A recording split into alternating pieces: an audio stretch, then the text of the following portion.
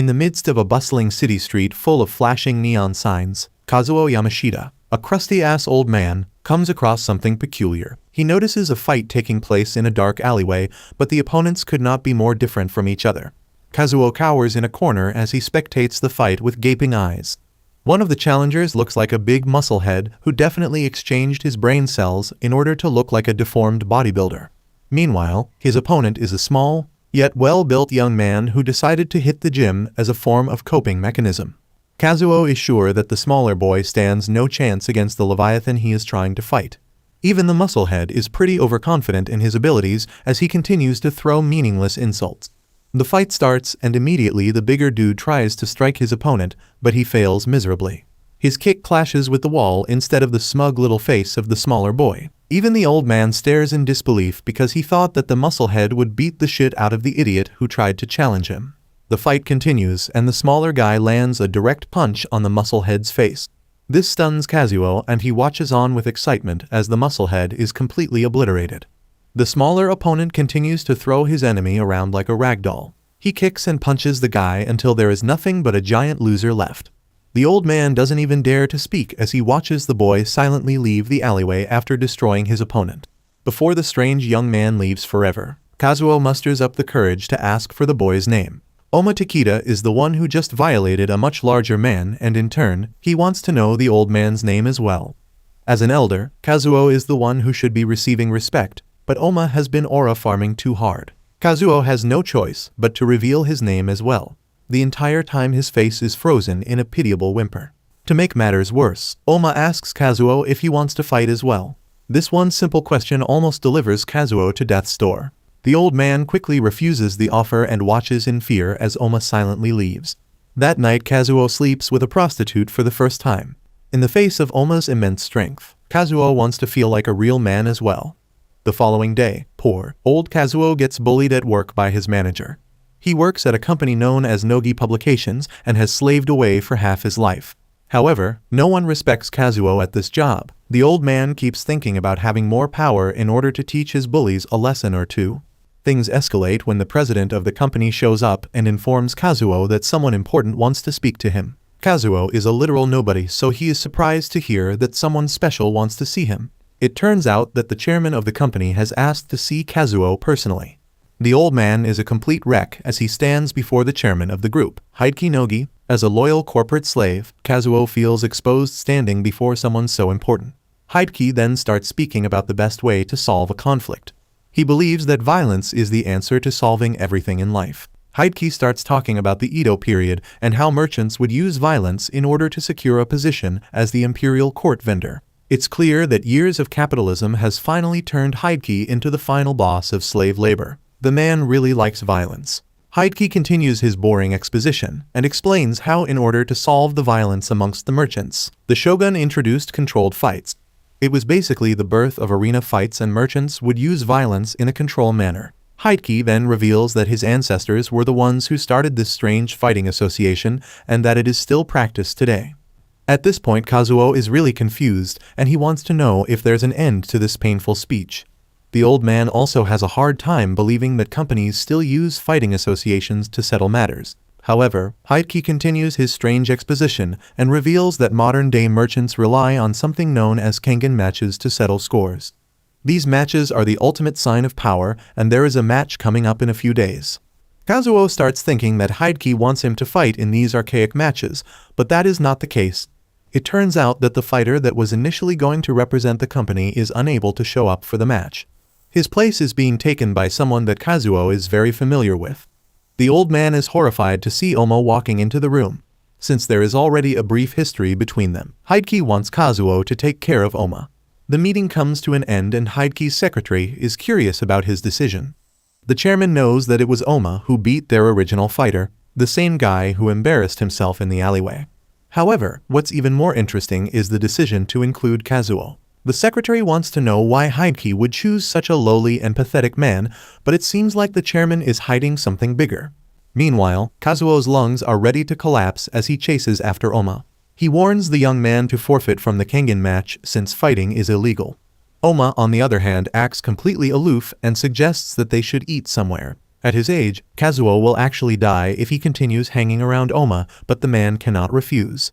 The following day, Kazuo shares a glimpse into his depressing life. He lives with his older son Kenzo, who is a complete shut-in. Kazuo's younger son is a complete delinquent and going through a rebellious phase.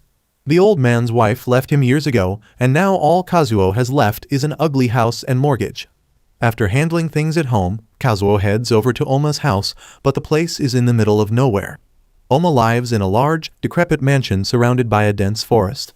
Kazuo is horrified to see the building, but he musters up the strength to enter this rotten place. The mansion is completely dark and devoid of life. Kazuo creeps around in the darkness like a sacred cat. But he ends up getting the spook of his life when Oma emerges from the shadows covered completely in blood. Kazuo's life flashes before his eyes. He thinks that Oma has killed a man. But Oma only casually killed a huge-ass boar and then started to drain its blood in order to cook the meat. Oma then sits on the floor and uses a simple stove to prepare the boar meat. For a second, Kazuo can't help but admire how chiseled and oiled up Oma is. But the old man quickly reminds himself that he does not swing that way. Kazuo is then once again left with his mouth open when he realizes that Oma hunts down everything he eats. As a simple cog in the machine, Kazuo doesn't even think about hunting down his food. He just goes to the grocery store like the rest of the sheep. This riveting conversation is quickly interrupted when Oma senses the presence of two strange men at the door. In no time, the door is slammed open and two mysterious figures waltz in. Kazuo recognizes one of the intruders as a Russian fighter known as Ivan. Ivan acts and looks like a sickly, weak little man, but apparently, he is a high-ranking kickboxer. Ivan charges forward and starts kicking around like a maniac, but he forgot to protect his family jewels. Oma takes the opportunity to kick Ivan right in the balls, which sends the man cowering towards the ground. Oma then turns his attention towards Ivan's bigger companion who starts walking towards him. However, Ivan interrupts his friend's yapping and tells him not to interfere.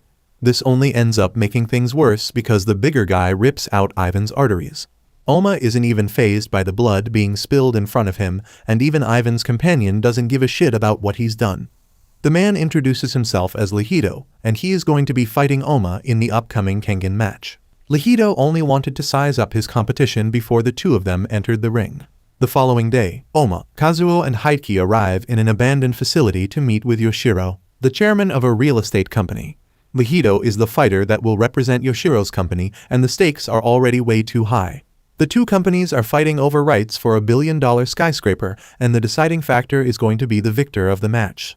The fight is about to commence as Oma and Lihido prepare in the makeshift arena. Other members of the Kengan Association have gathered as well. According to Hideki, these fights are also seen as entertainment for the rich billionaires who find sick amusement in violence. Hideki's secretary starts worrying about Oma's performance, especially since he is not aware of Lihido's secret weapon.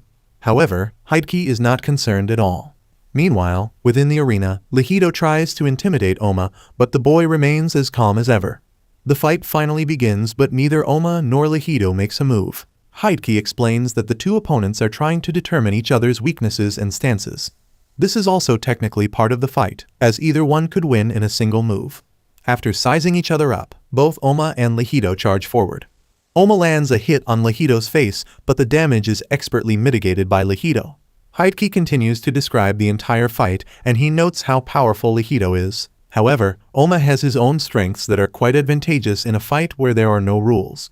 All of a sudden things get intense and Oma starts beating up Lihido like a maniac. Blood and sweat fly everywhere as Lihido is beaten to a pulp. However, this is also the moment in which Lihido uses his special weapon. Oma has to take a step back because bloody cuts appear on his arm and chest. Kazuo starts worrying about Oma's injuries. He didn't even get a chance to see the weapon. Apparently, this is Lihido's secret weapon in action.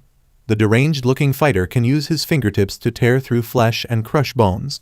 This move is called Razor's Edge, and it's a dangerous ability that has been perfected by Lihido through rigorous training, and now Yoshiro is banking on it to win the fight.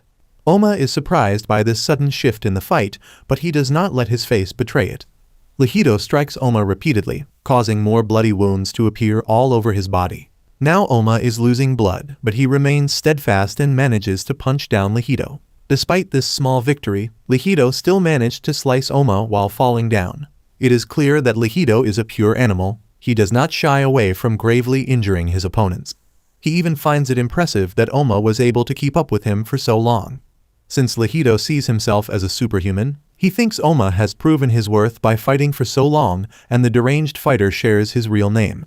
Lihido is actually known as Akiro Nakata, but he wanted a fake name to sound like a superhero. Oma is tired of this man's yapping, and he doesn't reciprocate any of the niceties. Oma tells Lihido to his ugly face that he is no superhero, just a fraud who yaps a lot. Lihido's smile fades as Oma reveals that he has found a way to counter Razor's edge. This entire time he was just waiting to see if Lihido had any other tricks. Hideki and Yashiro watch in anticipation as Lihido tries to use his special ability again but fails. Oma then manages to block the man's attack by making use of his own fingers. He swiftly blocks Lihido from using his fingertips, which leaves the man wide open. With both of his arms blocked off, Oma only has to deliver a few good kicks to turn Lihido into human trash. The finishing move is a simple kick to the face that leaves Lihido looking like a crushed tomato. This is the first time that Lihido has been defeated, and that too by a newcomer. The crowd cheers mostly out of disbelief, and Hideki is also satisfied with Oma's performance. Oma is declared the winner, which means that Hideki's company gets to take charge of the billion-dollar skyscraper. The following day, Kazuo is in heaven because he gets to drink with Hideki's hot secretary, Akiyama Kid. Oma is also present because he has to collect his cash prize from the fight. Kid takes the opportunity to learn why Oma decided to enter such a dangerous profession. According to her, Kid, Kengan fighters tend to be daredevils who are not afraid to risk their lives. This world is filled with professionals with years of experience and training backing them up, but Oma feels like an outlier. The boy simply replies that he wishes to know who the strongest fighter is. However, he clearly also has an ulterior motive that he is hiding from the others. Meanwhile, the Ku Education Group has been trying to recruit a fight for their company. However, the process gets interrupted by Setsuna Kuryu, a deranged lunatic who starts killing people left and right. The chairman of the company, Shint, takes an interest in the madman standing before her, and she recruits him as a fighter on the spot. Oma has now turned into a cash cow for the Nogi company. He already has another fight lined up, and this time he is fighting Jun Sakabayashi from the Gandai company. Jun is already quite the renowned fighter, and even Kazuo is aware of the man's combat prowess. The fight is almost about to begin, and as usual, Jun just keeps on yapping about being the strongest. Oma is used to talkative fighters because they almost always end up being the weakest. As soon as the referee starts the fight, Oma punches Jun in the face and starts beating the shit out of him. Jun recovers pretty quickly and starts fighting back with everything he's got. For the first time, Oma is evenly matched in his strength, as his opponent berates him with attacks. Jun even manages to brutally kick Oma into a parked car, which sends the entire crowd into a frenzy. Jun looks down on Oma for being a common fighter. As a wrestler, Jun thinks he is ready to face anything thrown his way. Unlike other fighters who can back down from pain, Jun boasts about withstanding every type of attack. However, when Oma decides to merely pinch Jun, the wrestler throws a hissy fit, and he takes great offense. Jun tries to beat up Oma for his cheap joke, but he is unable to lift the guy up. Oma then relentlessly punches Jun, but he gets caught by the scary wrestler. Oma's body is slammed into the ground pretty brutally, and it looks like might actually lose this fight. However, Jun is not done with his little toy. The monstrous wrestler lifts up Oma's unresponsive body, and he keeps slamming it into the ground. Kazuo is witnessing the entire thing from the sidelines, and he is scared shitless. When the old man overhears a drunkard shit-talking Oma, Kazuo demands the man to make an apology. But there really is no backing up Oma right now because he is on the verge of dying. Jun is about to use his back-breaking technique to split Oma into 2 bloody pieces. As Kazuo begs Oma to fight back, the boy himself has entered a strange place within his mind.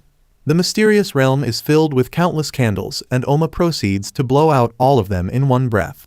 Oma intends on using an unknown power to recover from his humiliating beating. He manages to break free from Jun's grasp, and even breaks the wrestler's fingers in the process. As soon as Oma is back to his senses, he unleashes a beast mode that no one has seen before.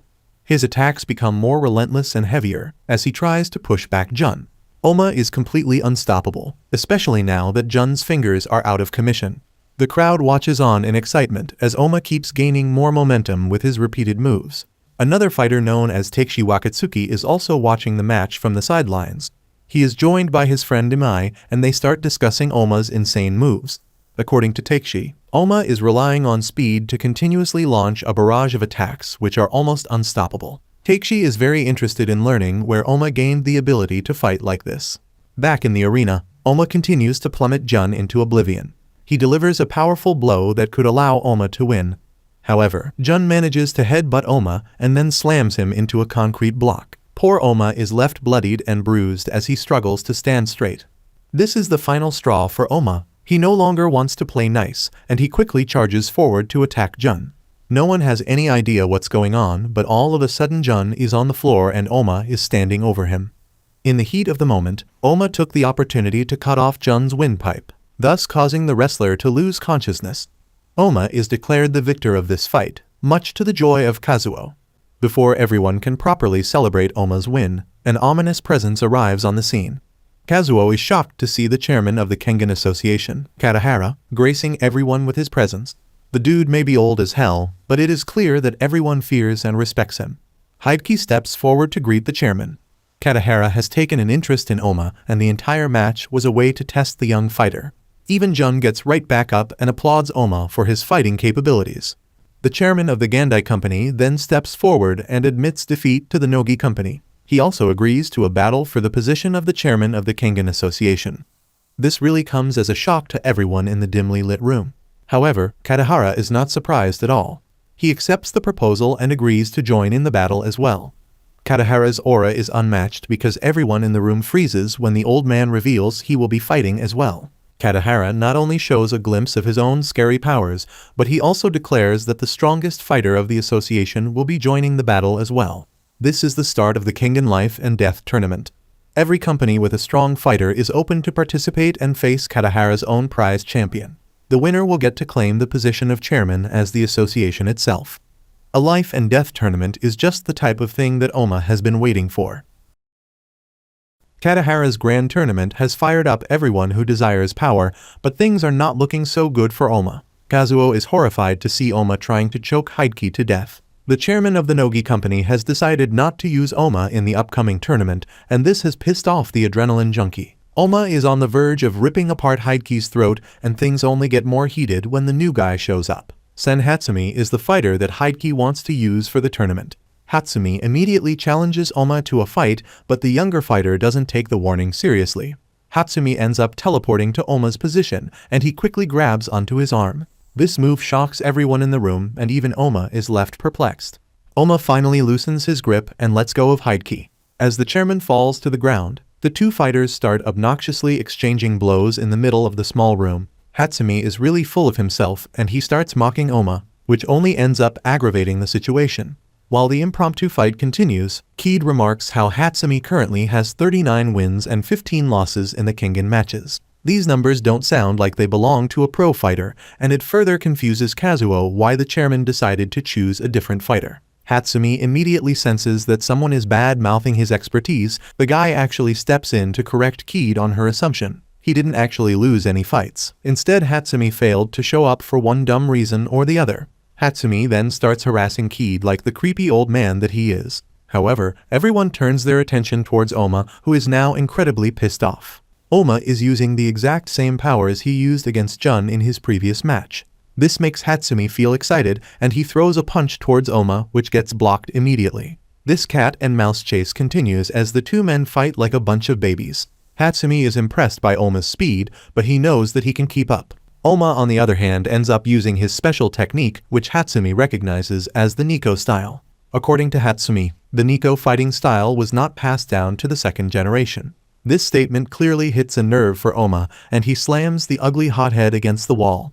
Now even Hatsumi starts taking things seriously, and it looks like the fight is only going to become more unbearable. Luckily for everyone, Hideki tells the two fighters to calm down in his stern voice, which scares Kazuo immediately. Hideki puts his foot down and tells Oma once and for all that he cannot represent the company during the tournament. However, before Oma starts his villain arc and kills everyone in the room, Hideki proposes an alternative.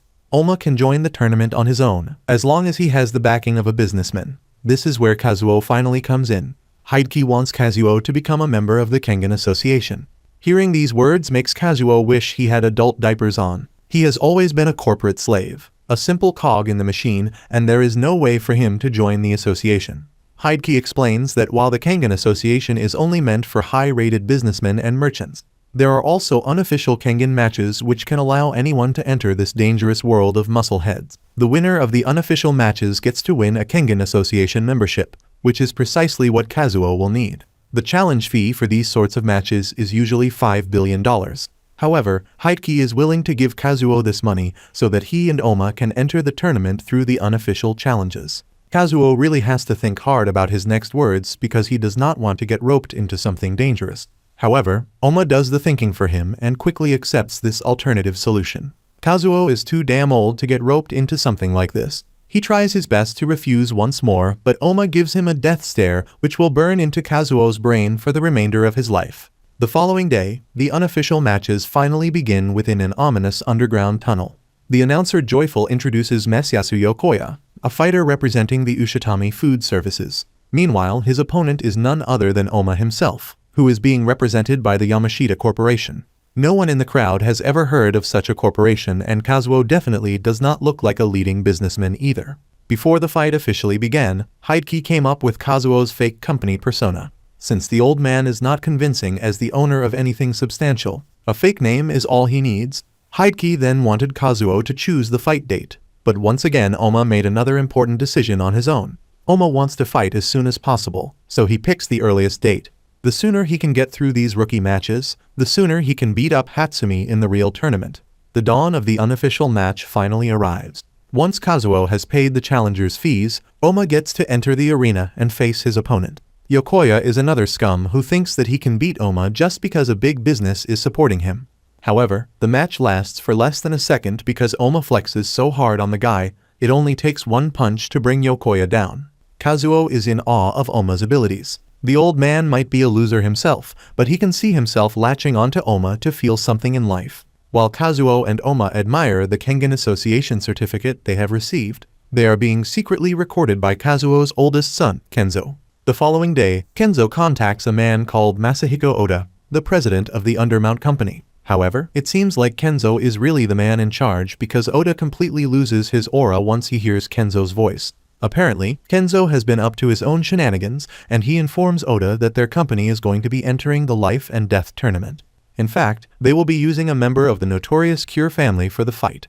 Kenzo is sure that he can take over the entire world from his bedroom if he relies on these murderous fighters. Meanwhile, Kazuo has been invited for a drink by Ken, a man he met during Oma's match with Jun. Ken wants to give Kazuo a pep talk before he embarks on his dangerous endeavors. For some reason, Ken is aware of Kazuo's employment in the Nogi group and the fact that Hideki paid the fees for the unofficial fights. Kazuo gets completely wrecked when Ken informs him that Hideki expects the old man to pay back the fees. This charges up Kazuo to win the tournament no matter what. Ken also reveals that his company is going to be taking part in the tournament as well. Their company's fighter is a man called Ryo Himuro, and he is also the bartender serving Kazuo tonight. The old man is impressed by the fighter and the fact that Ken works for the Jinokuniya bookstore, a famous brand. The two besties are eager to face each other in the tournament, even though neither of these drunkards will be the ones doing the actual fighting. Oma is also preparing for the tournament by fighting the heir in an abandoned mine. The tournament is important for Oma because he can finally take revenge for the brutal murder of his master, Nico Takeda. All of a sudden, Oma's moment of solitude gets interrupted by Satsuna Kuryu. For a second Oma has no idea who this bozo is, but then he remembers seeing Kuryu standing next to his mortal enemy, Genzen Terra. Kuryu is a complete freak. He rushes towards Oma and starts caressing his chiseled abs. The man acts completely out of pocket as he admires how strong Oma has gotten. Kuryu then reveals the bitter truth and informs Oma that he killed Genzen Terra a long time ago. Kuryu is hoping to get a refraction out of Oma. He wants the young fighter to act rashly since his revenge was ruined. However, Oma dispels Kuryu's misguided misunderstandings. Oma doesn't actually want revenge. He just wants to flex hard on people who think they are the strongest. Oma even thinks that his own master was a fool for thinking he was the strongest. This is why Oma is entering the tournament. He wants to smash down everyone who is a self-proclaimed strong fighter. Kuryu is definitely getting turned on by hearing Oma speak in such a manner. In fact, he brings out his inner freak and starts talking about shooting his load once Oma is defeated. Oma has no idea how to deal with his freak, but he keeps his cool and promises to face Kuryu in the tournament. As soon as Kuryu leaves, Oma also lets his temper get the best of him, and he vows to defeat Kuryu no matter what. The rest of the colleagues are all jealous that Kazuo gets to go on a 10-day vacation. They think the old man has reached some deep pockets. Before leaving for the tournament, Kazuo speaks to Kenzo and lets him know of his departure. Kenzo, on the other hand, is secretly also preparing for the tournament, since he is the real president of the Undermount Company. Day 1 of the tournament is now in full swing, and all of the companies are gathered with their prized fighters. Oma is particularly interested in defeating Senhatsumi after the older guy completely destroys his ego. The room is brimming with testosterone-fueled rage, and then Katahara's private bodyguards finally show up. They instruct everyone with an invitation to board the Bauji-looking cruise ship. This gets Kazuo all excited for what lies ahead, but he does not have an invitation. Thankfully, arrangements have been made for all the losers who don't have an invitation to cruise. They can all board a dangerous and grim-looking ship of death. Kazuo, Oma, and Keed are stuffed into the suffocating ship along with the rest of the fighters who were too ugly and poor to be on the cruise. Kazuo is terrified to be in such a shady place, and things only get more intense when the fighters are separated from their company representatives. Kazuo and Keed get to spectate the fighters from the upper deck, and they can see that Oma is asking for water. Keed offers to take the water to the fighter because Kazuo is pretending to be the president, and bringing water is a task for lowly peasants. Oma is grateful to Keed as he chugs down the water. Before the hot secretary leaves, Oma asks her if she finds the entire situation completely strange. Keed has no idea what the dude is yapping about, but Oma seems to be onto something. Just then, the huge metallic gates to the arena firmly close shut, and the captain announces that the ship is about to depart. The tournament has now begun, but only for the people on the death ship. According to the captain, 28 companies received an invitation from Katahara to board the cruise ship and directly transfer to the finale. Now only 5 more fighters can join the tournament, and in order to select the winners, a battle royale is going to take place. Keed starts panicking because she is trapped with Oma and the other grimy fighters who have probably never seen a woman in years. Oma takes pity on the girl and Loki tells Keed to fend for herself, but the secretary is not having any of this shit. She demands Oma to protect her and win the fight so that both of them can make it out alive from this depressing arena. Some of the other fighters start noticing Keed with Oma, and they get furious at the man for bringing a girl with him. Oma doesn't even have to lift a muscle as the intruding fighters prepare to punch him. He only has to move out of the way and let the fighters knock each other out like chumps. The rest of the rowdy contestants see how powerful Oma is and decide to focus their attention on taking him out. Now Keed is really in trouble as Oma confronts the deranged men. To make matters worse, Lehido, Oma's previous opponent, is also on the death ship. He is surprised to see Oma taking part in the tournament, but all logic leaves the man when he sees Keed. Lehido immediately starts simping for the hot secretary and vows to become her bodyguard. Keed refuses the charming offer, and even Oma tells Lehido to back off, but the man is determined to help out. Oma and Lehido end up fighting the rest of the participants together. Their combined strength sends the crowd in a frenzy, and both Keed and Kazuo are left speechless. As Kazuo inspects the fight from the deck above, he quickly notices a charging force barreling through the heavy men. A fighter known as Jerry Tyson is definitely a character of all time. The guy is a freak, and this is exactly the type of clown Oma has fun fighting against. Jerry Tyson immediately charges towards Oma like a bullet. This is a style of fighting that Oma has never seen before, and that's because Jerry made it up. Apparently, Jerry was born in Detroit, but moved to China because of his father's business. While exploring this new land, Jerry came across Kung Fu and decided to learn it. However, the Kung Fu he was learning was focused on mimicking animals for strength, and Jerry realized that animals are actually pretty weak. He came to the grand conclusion that instead of learning from animals, he should mimic rockets and missiles like a true red-blooded American. Now it is evident in Jerry's fighting style that he barrels through his enemies like a projectile missile. Oma has a hard time keeping up with this freak of nature, but Jerry is relentless. The man pushes through everything and everyone around him, and then he charges towards Oma. It really looks like there is no stopping Jerry, but then Oma casually moves the man aside and sends him rushing towards the wall. Jerry recovers from this evasion, although it does come as a great surprise. This time Jerry is headed straight towards Keed. When Jerry notices that he is headed for a girl, he tries to stop himself, but once a rocket is in motion, it cannot miss its target. For a second, it looks like Keed might lose her life in a den full of sweaty men, but Oma comes to her rescue. Oma is a little annoyed that Keed made no effort to yell or move aside, but he also compliments her for being a strong-minded woman. Keed starts blushing like crazy, but as a professional worker, she keeps her cool. Jerry is surprised that Oma blocked his high-speed attack with such ease, but Oma was only relying on a simple technique he learned from his master. Oma recalls how, as a young boy, Nico taught him how to tense his muscles just before impact and using the force to break through anything. Oma is now relying on his master's old techniques. Jerry Tyson gets amped up to unleash another powerful attack in the hopes to counter Oma. However, he gets a surprise of a lifetime when Oma's entire body deflects Jerry's missile barrage attacks. Kazuo cheers with the other spectators as Oma takes down Jerry. The other fighters are holding up on their own as well. It is clear who the 5 winners are going to be in this match. Even Lihido is having a good time smashing faces left and right, but he does get annoyed by a fighter called Sawada. As the two try to have their little cat fight, Oma notes how there are only 5 fighters left. Even the captain of the ship is surprised to see that the battle royale has ended, even though it started only 15 minutes ago. Meanwhile, Kazuo celebrates the victory, but he is remorseful that he did not place a bet on the fighters. The 5 winners disembark from the death ship and are welcomed aboard the cruise. Katahara is waiting for all of them with his army of intense bodyguards. As soon as the president tries to speak to the winners, one of the winners steps forward. The man's name is Hazard, and he has a bone to pick with Katahara. Hazard is not happy that Katahara forced him and the other fighters to take part in the stupid battle royale. Despite Katahara explaining that even gaining an entry into the tournament is a sign of great honor and based on company hierarchy, Hazard cannot get the idea through his thick skull. The fighter decides to go against Katahara and rushes forward to assault the old president, but one of the bodyguards immediately subdues Hazard. The fighter doesn't even stand a chance against so much strength. Instead of showing Hazard mercy, the fighter gets thrown into the sea without remorse. Katahara is slightly annoyed, but he quickly recovers and gets excited for the fight ahead. Kazuo gets to experience a Baoji party on the cruise ship for the first time in his life. However, he and Oma still look way out of place amongst all the rich businessmen. Hideki then approaches the two of them and congratulates Oma on winning the battle royale. Now that Oma no longer works for Hideki, he doesn't have to pretend to be nice, and he refuses to be another pawn for the chairman. The fancy party continues, but the fighters are still rowdy as well. Lihido starts harassing Keed in the hopes to get her phone number. The secretary finds his manners quite disruptive, and she tells the loud man to go back to his company representatives.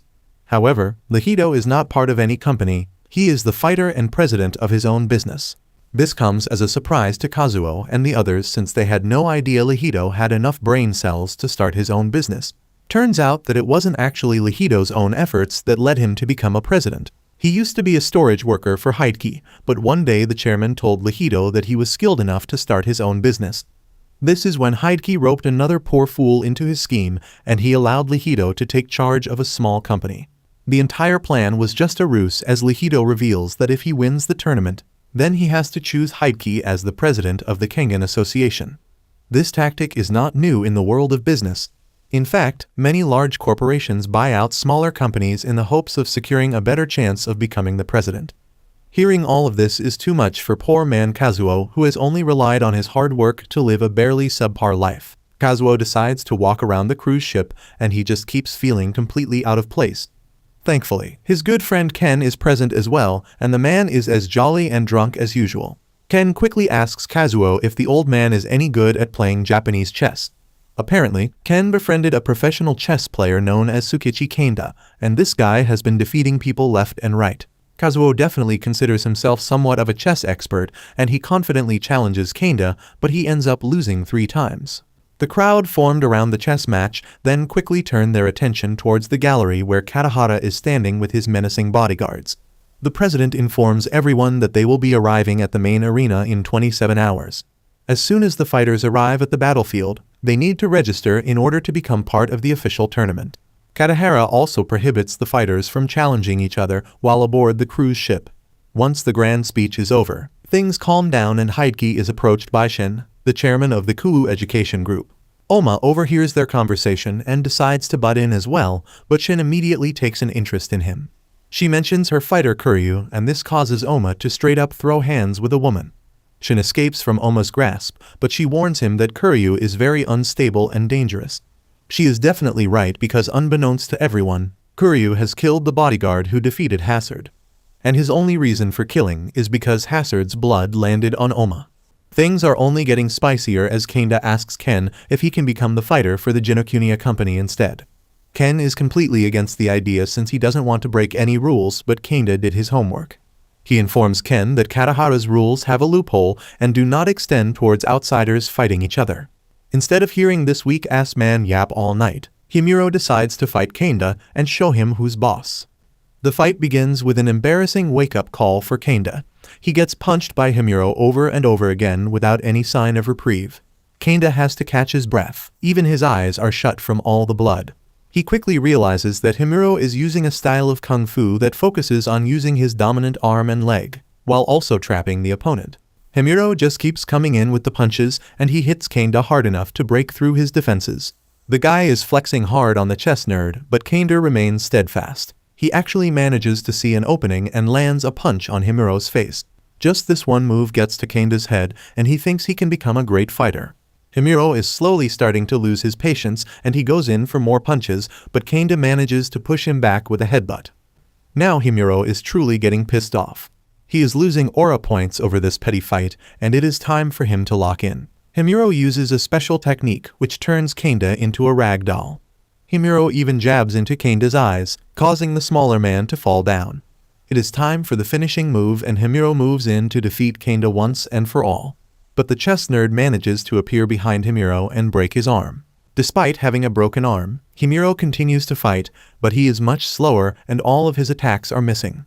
Kanda knows exactly which moves will allow him to win, and he ends up tackling Himuro into the ground. To add insult to injury, Kanda smashes Himuro's face multiple times, and then he turns towards Ken. Of course, Ken has no choice but to select Kanda as the new fighter for the Jinokuniya company. The news of this change quickly spreads around the cruise ship, and Lihido warns Oma to be careful, since only Kengan fighters are exempt from the rule. Meanwhile, in another part of the ship, Wakatsuki and Imai are also discussing the loophole in Katahara's rules. Their fears are only confirmed further when two other fighters approach the duo looking for a brawl. However, this is precisely how Wakatsuki and Imai wanted to spend their time on the cruise. All over the cruise ship, fighters are going in a frenzy at the possibility of bashing someone's head. Some companies have already lost their fighters and are replacing them with the killers. Imai and Wakatsuki, on the other hand, are holding up pretty well. Imai is only 19 years old, and he made his debut in a Kengan match at the age of 14. He's definitely a formidable fighter, and along with Wakatsuki, both of them make light work of their opponents. Meanwhile, on the upper deck, Rino, the chairman of a pleasure group, watches her fighter Rei beat down another fighter. Rino is aware that a singular company led by Katsumasa Hayami, the chairman of Toyo Electric, is orchestrating the entire massacre in order to secure more positions in the tournament. Oma and Lihido have also gotten into trouble, but their transgressions are quite different. Lihido spent all of his money at the casino, while Oma flexed on various girls. Keed reprimands the two deadbeat losers for being so careless with their position at the cruise. Kazuo tries to defuse the situation, but all of a sudden, he gets attacked by an incoming intruder. The person's face is covered with a hoodie, but it is clear that the enemy is a girl. Oma barely manages to get Kazuo away from the attack, but the fighter does not stop. Lihido steps in to fight, but the real target is Oma himself. The hooded figure latches onto Oma as he desperately tries to fight her off. The girl's hood reveals her face, and everyone is shocked by the identity of the menace. The girl's name is Karuta, and she is sus as hell because she really wants to have a baby with Oma. Karuta keeps yapping about how strong Oma is, and as the head of the family, she needs to make strong babies. Oma may be the best candidate, but the manner of the proposal is high-key unhinged. Everyone is too stunned to speak, but Oma himself has been ejected into an entirely different dimension. No one has ever seen the hot-headed Oma so calm as he politely places Karuta to the ground and then runs for his life. Before Karuta can do anything even more cringe, the members of her family arrive to escort her back. Lihido immediately recognizes these guys as members of the Cure family, a notorious group of criminals. The matter is settled for now, and Karuta vows to marry Oma no matter what. She even goes back to her grandfather, Iryo Cure, and informs him of her little crush. Iryo tries his best not to lose his shit, and he calmly tells Karuta to head back to her room. As soon as Karuta is out of sight, the old man vows to kill Oma if he ever hits on his teenage granddaughter ever again. Iryo has no idea that it is Karuta herself who has no sense of personal boundaries. The following day, Kazuo looks over at the merging dawn as the cruise is about to arrive on the island where the tournament will take place. All of the company heads are gathered in a room where Katahara will give further instructions. Kazuo feels like an eyesore, and everyone is talking behind his back as the loser grandpa who joined the tournament out of pure luck. He is also devastated to see that Ken has joined forces with Hayami, the villainous man who went around collecting fighters and companies the night before. Ken's attitude towards Kazuo is completely cold and unlike their friendship from before. Lihido is also present since he is the chairman and fighter of his own company, and he tries his best to support Kazuo. Katahara finally appears, and next to him is a grim-looking Hideki. The chairman looks very serious, and according to Reno, this match is important because if Hideki loses, the Nogi group will be dissolved.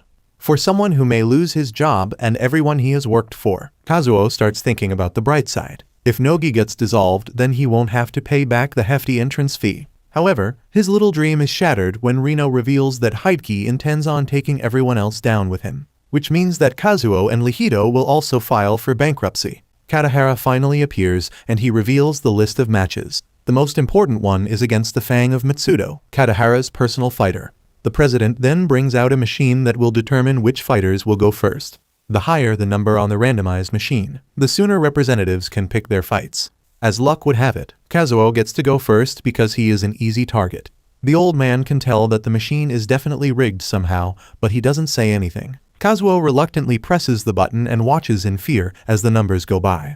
He presses the button again with a little nudge from Katahara, and gets possibly the highest number so far. Lihido jumps up and offers to go up next, and his number is pretty damn small. Just like, all 32 companies decide their fate as they choose their designated numbers. In the end, Kazuo gets the first spot since his number was the highest out of all of them. Picking the position for a fight is also important to the strategy, and Kazuo ends up picking the 4th position. Even though Kazuo has no idea whether his decision was right, the rest of the representatives think he picked an advantageous position. Oma will get to witness 3 fights and get a gist of the tournament before participating in his own match. Kazuo definitely undermines himself, but the fool made the right choice. Now the tournament can truly, officially begin, and each fighter is preparing in their own special way. For example, Kuryu is sleeping naked with a plushie of Oma and looking forward to a thrilling fight ahead like a normal person. Kazuo is also still worried about his choice, but Oma's determination assures him that they can win together. The Kengan Life and Death Tournament is a much bigger affair as a huge crowd flood into the arena. The venue is as grand as one would imagine, and Kazuo is even left in awe when he notices world leaders attending the matches as well. What's even more shocking is that Katahara's own daughter Sayaka is hosting the event. As the tournament begins, Imai prepares for his round and reflects on his past. As a child, Imai had the tendency to get into a lot of trouble, but then one day an MMA fighter known as Mitsuyo Kureishi helped him against some bullies. This was the beginning of Imai's journey towards learning the martial arts, and Mitsuyo helped him greatly. While Imai thinks about the past, his company chairman Akira Nishihanji wonders if Imai is up for the battle ahead. He does not want the boy to risk his own life, and Akira even suggests forfeiting from the fight if things get too intense. However, Imai has been waiting for this moment, and he intends on winning the match. The stage is set, and Sayaka gives a grand introduction to Imai as he enters the arena. Everyone is perplexed by how young Imai looks, but he is not to be taken lightly. On the other side, Imai's opponent, Adam Dudley, from the Boss Burger chain, is also gearing up to defeat anyone who stands in his way. Sayaka then introduces Adam as he enters the arena with a huge applause from the crowd. The spectators all eagerly watch as Adam towers over Imai in the arena. Despite being on the smaller side, Ki believes that Imai's technique can be a huge advantage. Oma is also present, but he is sleeping through the entire thing. The tournament begins, and immediately Imai and Adam exchange some serious blows. Adam is surprised by how heavy Imai's attacks feel, despite being so small. The American fighter has a hard time keeping up against the swift movements of Imai's attacks. The smaller fighter then manages to collapse Adam to the ground and pin him with a stronghold. This move allows Imai to unleash a barrage of attacks that barely do any damage. Adam is only getting started, and while Imai has him pinned down, the bigger guy quickly tries to punch Imai from the side. Everyone in the stadium is surprised by Imai dodging this weak-ass-looking attack. Usually, he would have taken the hit, but things are different. Even just a small contact with Adam's punch hurts like hell, and then the American fighter gets right back up. Apparently, Adam is renowned in the S for being a mighty fighter. He managed to bring down opponents in an ice hockey arena, which is notoriously difficult to do. Adam's physique gives him insane upper body strength, which allows him to unleash punches that can be lethal. Despite the experience of his opponent, Imai hopes to make use of his speed to wear down Adam, but one hit is all it takes for Imai to falter. The younger fighter gets brutally beaten up by Adam's constant barrage of punches, but he is nowhere near winning the fight. Imai has to lock in if he wants to win, and he takes a low stance to use his special technique. Adam also gets into position and everyone watches as the two fighters exchange their final blow. As soon Imai and Adam clash together, the younger fighter is turned into a sandbag for his opponent. Adam beats the hell out of Imai, and it is clear that victory belongs to him. However, reality can be deceiving and Adam looks around in confusion because he finds himself in a strange place. The American fighter then sees his own mangled body in the distance, and it turns out that Imai has put Adam in a perfect triangle choke. Adam is completely subdued and Imai is declared the winner of the match. The fighters onlooking the fight note how Imai made use of his zone technique to take advantage of Adam's blind spot. This is an ability that only a prodigy like Imai can make use of. The young fighter proudly celebrates his victory, but as soon as he moves away from the crowd, Imai collapses and Akira has to catch him.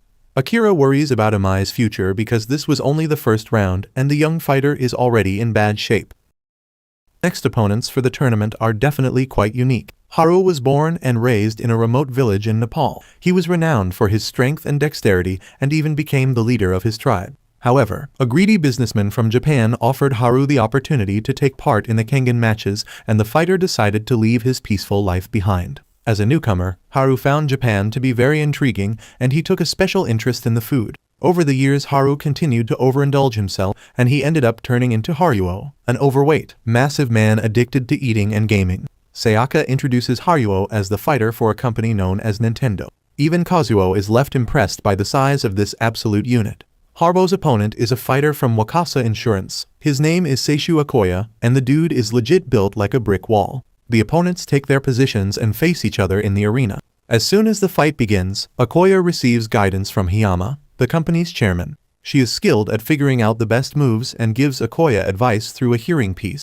What's even more intriguing is just how nimble and fast Haruo is, despite being a chunky boy. Akoya's attacks cause Haruo to do a backflip, which really is a remarkable feat for such a big guy. Haruo even manages to push Akoya into a wall, which causes the fighter to start bleeding. However, Haruo's next attack is effortlessly blocked by Akoya, as he makes use of a technique known as the art of arrest. This type of fighting takes inspiration from Japanese martial arts and fencing. Once Akoya is done aura farming, he gives Haruo a good beating by cutting open his flesh with only his knuckles. The big crybaby is furious at this turn of events, but his attacks are too clumsy for Akoya's precision strike. For Oma, the fight is getting a little boring, so he decides to go to bed. He can tell that neither Akoya nor Haruo are taking the event seriously. Meanwhile, the arena begs to differ because things are heating up between Haruo and Akoya.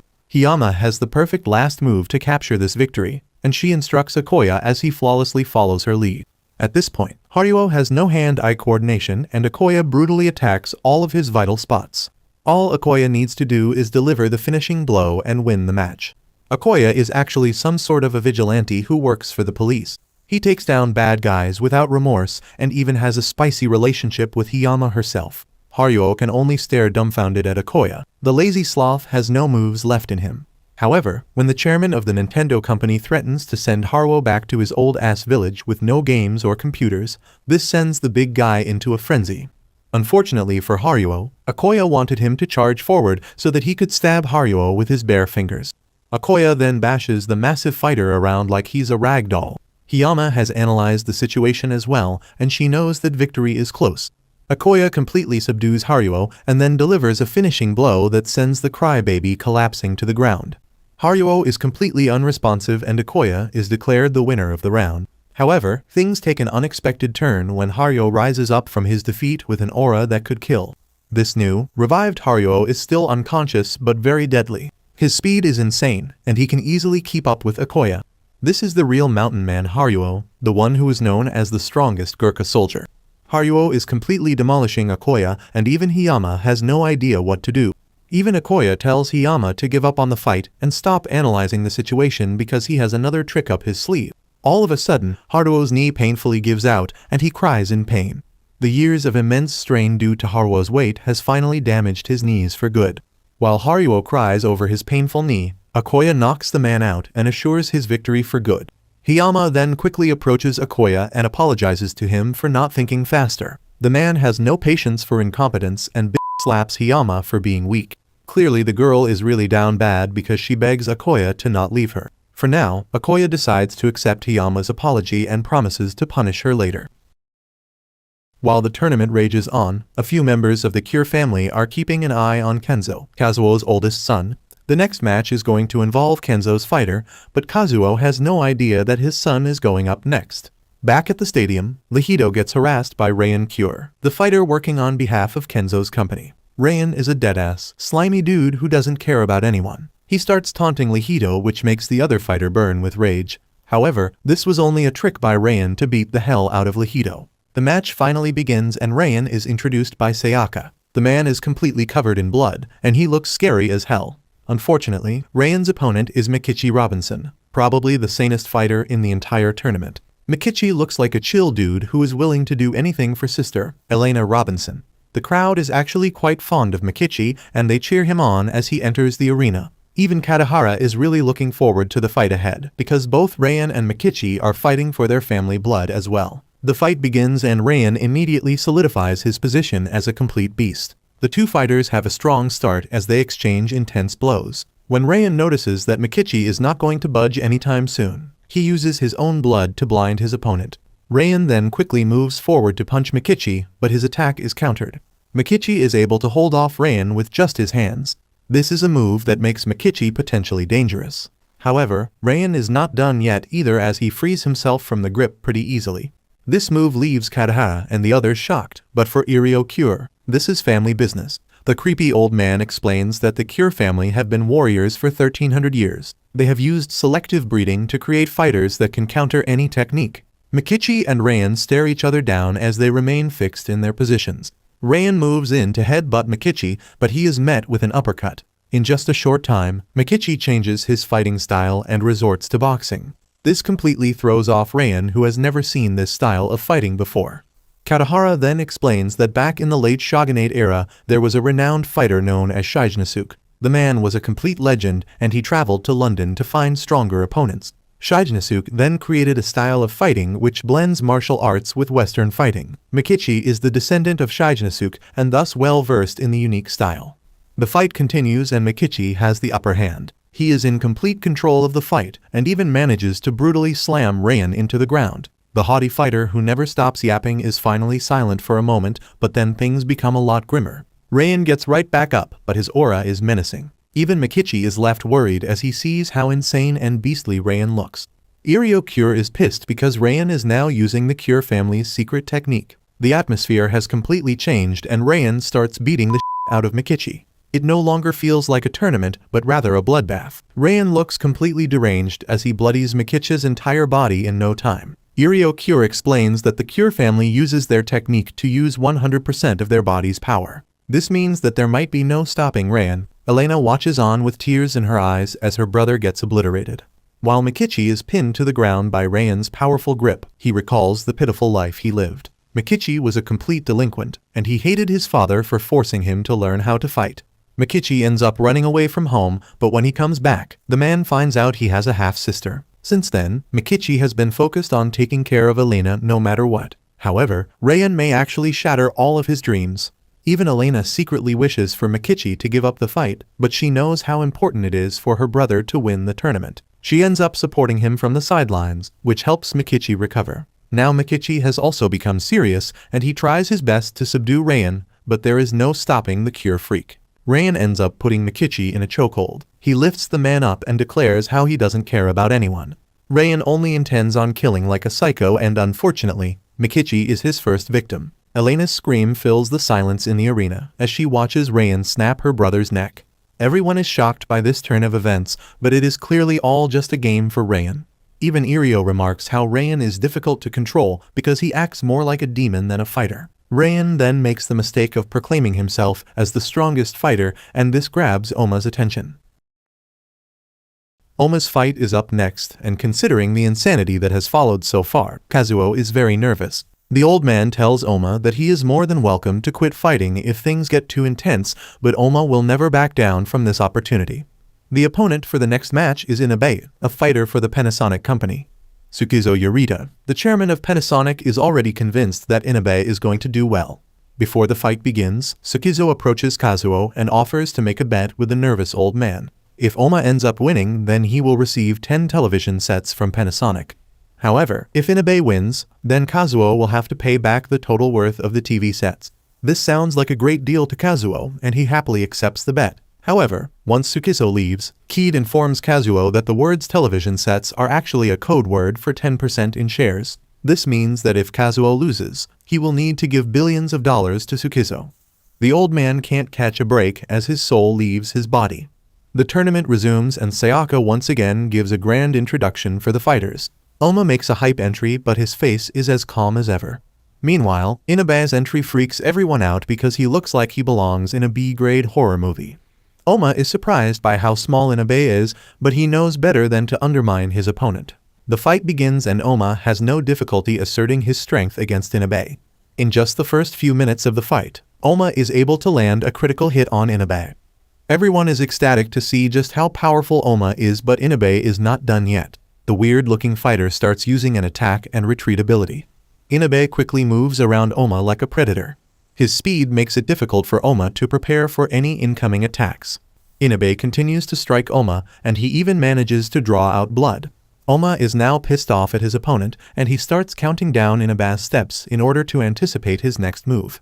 It doesn't take long for Oma to get his momentum back as he manages to strike down Inabe. Oma is now back in control of the fight, and he moves in to kick Inabe's head. However, everyone is surprised to see Inabe using his long-ass hair to stop Oma from attacking. This is Inabe's special technique. He can use his hair to attack his opponents. Now Oma is locked in Inabe's strong grip. He tries hard to break himself free, but Inabe uses his hair to throw Oma around. Inabe then turns another lock of hair into a whip and starts whacking Oma. The reason for Inabe's strong hair is the use of a special ointment passed down in his family, and the shit really does work really well. Inabe is able to lift Oma and violently spin him around. The whipping never stops as Oma tries to defend himself against Inabe's unusual attacks. Tsukizo is convinced that he is going to win the bet. Meanwhile, Kazuo's sorry-ass worries about all the pay he is going to have to pay back. The fight continues and Inabe manages to blindfold Oma while also cutting off his airflow. This precarious position would defeat any fighter, but Oma is just built different. Oma is actually glad that Inabe is strong because now he can flex hard and show off his moves. The fighter manages to break free from Inabe's hair prison, and then what follows is complete brutality.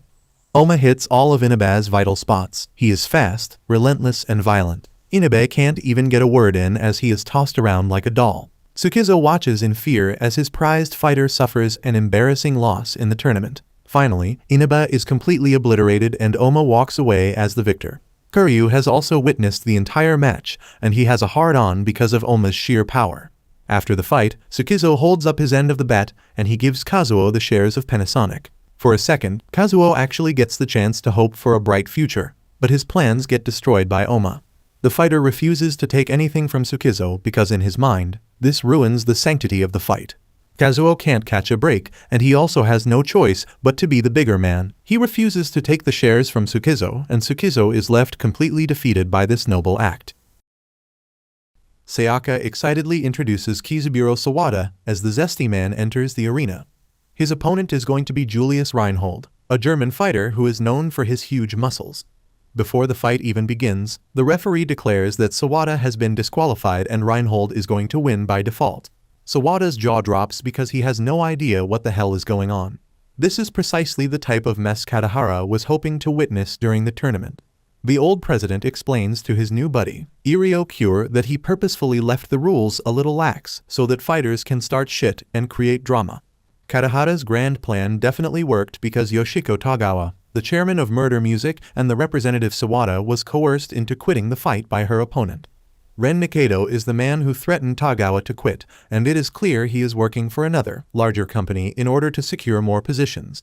Ren then orders another creepy-looking fighter known as Masaki Meguro to employ similar tactics, but Sawada swoops in and kicks Meguro right in the face. Sawada is disgusted that Ren would stoop so low as to threaten a woman for his own nefarious plans. The fighter is ready to defend his chairman's honor, but it's not a fair fight considering that Sawada has 3 opponents. As a trained ballerina, Sawada can make use of his legs to spin around like a tornado and kick his enemies into oblivion. This is precisely how Sawada takes care of Meguro, but then Reinhold joins the fray as well. Sawada really is a one-trick pony because he thinks that he can take care of Reinhold in a similar manner, but that is far from the truth. Reinhold ends up breaking Sawada's leg, and then he throws the fruity ballerina into a wall. Reinhold moves forward to finish the job and break Sawada's other leg as well, but an empty can of soda hits him in the back. Unfortunately, Kazuo has once again found himself in the wrong place because he did not intend to hit Reinhold. Ren secretly observes Kazuo and Oma and immediately recognizes them. He tries to hit Kazuo with a flying needle, but the old man unknowingly dodges just in time. Ren then receives word from Chairman Katsumasa Hayami to let go of the matter and orders the 3 rogue fighters to focus on the tournament. Ren, Meguro and Reinhold leave for now, and Kazuo is shocked to see Sawada in such a sorry state. Oma and Kazuo then head over to the bar to celebrate their first victory, but only Kazuo is the one drinking. The old man is grateful to Oma for changing his life in such a drastic manner. Kazuo used to be a corporate slave who was always pushed around by his superiors, but now he gets to work alongside someone like Oma. Kazuo even goes as far as to call himself Oma's dad, but the fighter completely shuts down this idea, even though the two have shared quite the journey so far. Only Kazuo is attached to Oma, which is pretty pathetic. Oma then leaves to use the bathroom, but it's just an excuse because Oma starts vomiting blood. He looks at his tired, bloody face in the mirror, and then he sees a vision of his younger self. Nico was the one who gave Oma his name. He was the boy's adopted father of sorts. This is why hearing Kazuo's words sends Oma into a frenzy. He is reminded of his past and all the bittersweet memories. The next match finally begins and Sayaka introduces Muteba Gaizinga, a fighter from Africa. He is representing Tamari Togo, the chairman of Iwami Heavy Industries. Gaizinga's opponent is Meguro, who is definitely missing a couple of brain cells. Even Sayaka does not know how to introduce this monstrosity because nothing is known about Meguro. The fight begins and immediately Meguro pins Gaizinga to the ground. The African fighter tries to throw off this monster, but his punches are barely doing any damage. Even gouging out Meguro's eyes does nothing. In fact, the more Gaizinga hits Meguro, the stronger the freak becomes. Things escalate when Meguro starts choking Gaizinga, and he even gouges out the man's eyes. Gaizinga has no choice but to play dirty, and he hits Meguro right in the nuts. Meguro might be a freak, but he is still a man. The freak cowers in pain, holding on to the last vestige of his manhood. Gaizinga is sure that there is no way for Meguro to recover from this pain, but Meguro is a different kind of freak. He actually derives pleasure and pain from his injuries, which means that a kick in the nuts is going to further fuel Meguro's strength. However, Gaizinga is not to be taken lightly either. Despite losing his sight, Gaizinga is a complete beast as well, and he anticipates all of Meguro's moves. Chairman Togo reveals that Gaizinga has been blind from the start, and he makes use of his other senses to size up his opponents. Gaizinga ends up breaking Meguro's arm, but the sick freak pushes it back in place. This only causes Gaizinga to become more aggressive, and he stabs a hole into Meguro's throat. This is the end of line for Meguro as Gaizinga crushes his skull and breaks his neck. In his final moments, Meguro recalls how he was always a monster, and even his own father looked down on his son. Meguro would end up killing his father, and now he gets to experience death for himself. Meguro falls to the ground and Gaizinga is considered the winner. Kazuo is completely stunned by the fight. He thinks that Gaizinga didn't need to go so far. But Oma believes the fighter made the right choice because the weak always end up dying. Kazuo is shocked by Oma's crude way of thinking, but the man is speaking from experience.